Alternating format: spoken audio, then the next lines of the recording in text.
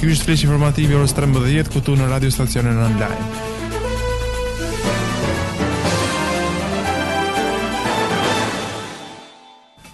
Ka rinisur operacioni i kërkim shpëtimit për 2 peshkatarë të zhdukur 2 ditë më parë në Durrës. Ministri i Mbrojtjes Mimi Kodheli ka bërë të ditur se 2 anijet të forcës detare vijojnë kërkimet për peshkatarët e zhdukur që nga pasditja së dielës. Anijet Lisus dhe Iliria ndodhen në gjirin e Durrësit dhe në gjirin e Lalësit, të angazhuara në operacionin e kërkim shpëtimit të 2 peshkatarëve, ka deklaruar ministri i Mbrojtjes. Një ditë më parë, varka e peshkatarëve u gjetë e braktisur në det, ndërsa përkisimi i motit ku dallgëzimi ka arritur në 7 ball ka humbur shpresat për gjetjen e tyre.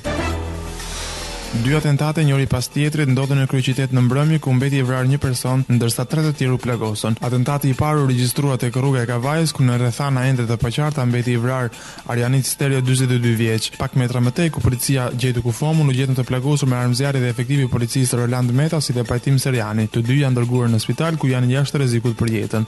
Në të njëjtën kohë në rrugën e Rinasit është qelluar me breshëri arme automjeti në të cilin lëvizte Emiliano Shullazi. Ai mbeti i plagosur dhe u transportua për në spital ku është në rrugë të policisë për të dhënë shpjegime dhe nëse ka identifikuar ndonjë nga autorët.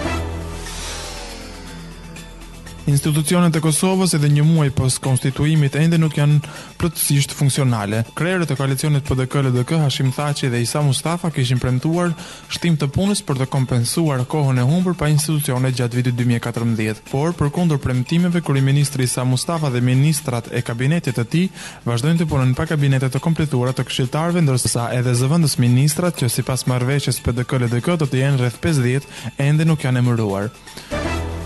Mbështetës dhe kundërshtar të një grupi që bën fushat kundër asaj që shihet se islamizmi i Evropës kanë mbajtur mitingje rivale në mbar Gjermaninë. Që prej tetorit në këtë vend janë mbajtur protesta javore nga grupi Patriotët Evropian kundër grupit tjetër Islamizmi i Perëndimit, i njohur ndryshe si Pegida. Mijëra persona marshuan në Berlin, Köln, Dresden dhe Stuttgart. Në kryeqytet, policia deklaroi se rreth 5000 antiprotestues bllokuan qindra mbështetës të Pegida që donin të përshkonin itinerarin e caktuar. Ermir Lenjani është shumë pranë ndryshimit të ekipit në merkaton e janarit. Pavarësisht të interesit të shumë skuadrave italiane dhe gjermane, ai ka vendosur të vazhdojë karrierën e tij në Francë të Rennes. Lajmi është konfirmuar nga trajneri i ekipit të Francës, Jacques Saibenen, i cili u shprehur se shqiptari Ermir Lenjani ka nënshkuar me skuadrën e Rennes duke u bërë blerja e parë në merkaton dimërore. Ky ishte flesh informativ i orës 13 dhe ridëgjojmë në edicione të tjera.